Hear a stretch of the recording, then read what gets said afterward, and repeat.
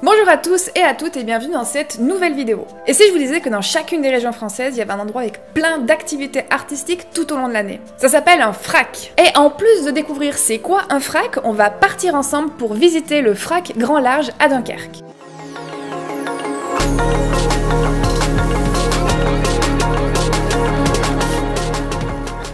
Et qu'est-ce qu'un FRAC, me direz-vous? Il s'agit tout simplement du Fonds régional d'art contemporain. En gros, c'est une institution dont le but est d'avoir une collection d'art contemporain, mais aussi de mettre en avant et de diffuser les jeunes artistes et leurs œuvres. Et il y a d'office un FRAC près de chez vous, parce que si vous habitez en France dans une région, il y a le FRAC régional de votre région. Moi, par exemple, j'habite en Belgique, il n'y a pas de FRAC. Par contre, c'est basé sur les anciennes régions françaises, ce qui veut dire que dans les nouvelles régions, il y a moyen qu'il y en ait plusieurs. Parce qu'il y en a vraiment pour tous les goûts, que ce soit au niveau architectural du bâtiment ou de la ligne éditoriale du FRAC en question. Par exemple, pour le FRAC d'Auvergne, ça va être plus l'histoire de la peinture, du cinéma et de la photographie. Pour le FRAC Centre-Val de Loire, ça va être l'architecture. Ou celui de Franche-Comté qui questionne la thématique du temps. Tandis que pour le FRAC Grand Large à Dunkerque, leur spécificité c'est le design.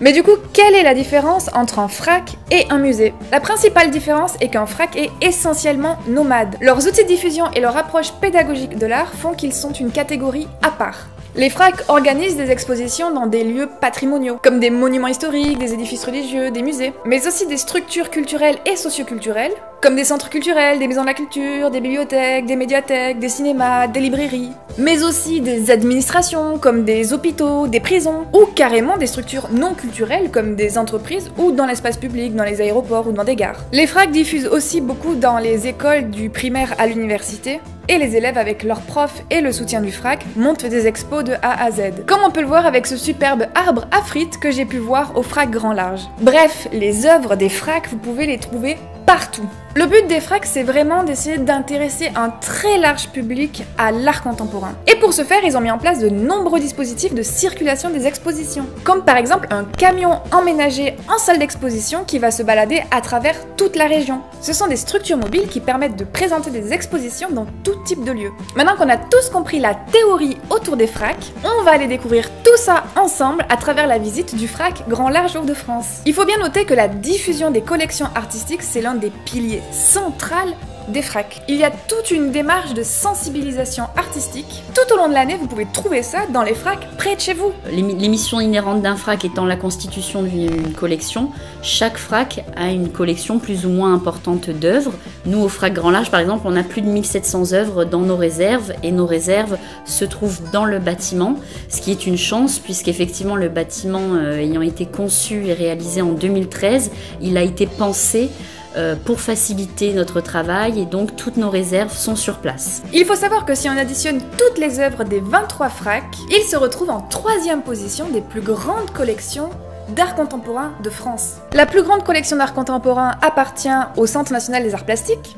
La 2e position revient au Centre Pompidou, et du coup la 3e place revient à la collection des 23 FRAC réunis. Moi personnellement j'ai appris hyper tard dans mes études l'existence des FRAC, et je trouve ça super dommage parce que c'est vraiment une nouvelle approche artistique. Et si on est un peu pas trop fan des musées ou des galeries, des trucs comme ça, je pense que vraiment le FRAC c'est une alternative qui pourra en intéresser plus d'un. Parce que les FRAC c'est vraiment fait pour tout le monde. Vous allez trouver des visites qui vont vous expliquer les œuvres, mais pour tous les types de publics différents, mais aussi des conférences, des ateliers ou des projets participatifs. Là par exemple, je suis allée visiter une expo hors les murs du FRAC. Il s'agit de l'expo Couleurs au Capitole de Lambersart, et on va voir comment il est tout à fait possible d'organiser une exposition avec des œuvres du FRAC. Je m'appelle Charlotte Lancel, je suis artiste pluridisciplinaire, et en fait je travaille avec l'association Sensitrope avec laquelle j'organise l'exposition Couleurs. J'ai contacté le FRAC qui m'a expliqué un peu leur fonctionnement. J'ai envoyé mon dossier de présentation d'exposition pour pouvoir avoir cette chance d'exposer des œuvres du FRAC. Alors du coup l'intérêt de l'exposition était de pouvoir proposer une exposition au jeune public, donc aux enfants de 1 à 6 ans. Donc en fait c'est un public assez particulier parce qu'ils sont beaucoup plus petits que nous. Donc du coup on a adapté l'exposition à leur hauteur, donc les tableaux sont à hauteur d'enfant.